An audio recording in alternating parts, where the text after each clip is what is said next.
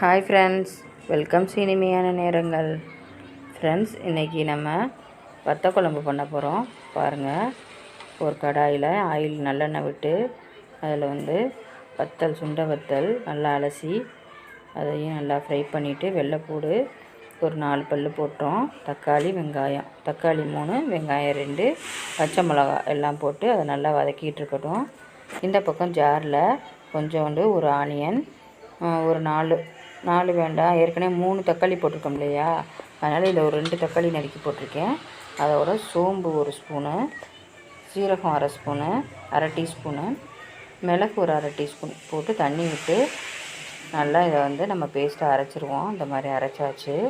தேங்காய் பூ இருந்தால் தேங்காய் பூ கொஞ்சம் போட்டுக்கோங்க. இப்போ அந்த வதக்கின அந்த கலவையில் நம்ம இந்த அரைச்சதை நம்ம விட்டு கொஞ்சம் நல்லா எண்ணெயில் நல்லா வதங்கட்டும். ஒரு சொல புளி எடுத்து ஊற வச்சுருக்கேன், அதையும் நல்லா கரைச்சி நல்லா வடிகட்டி விட்டாச்சு. நல்லா குழம்பு கொதித்து வரட்டும். நான் ஆல்ரெடி புளியில் உப்பு போட்டேன் ஃப்ரெண்ட்ஸ், அதனால் நல்லா கொதிக்கும்.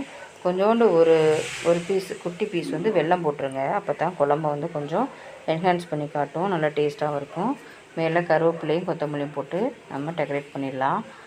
பாருங்கள், நம்ம வத்த குழம்பு நல்லாயிருக்கு.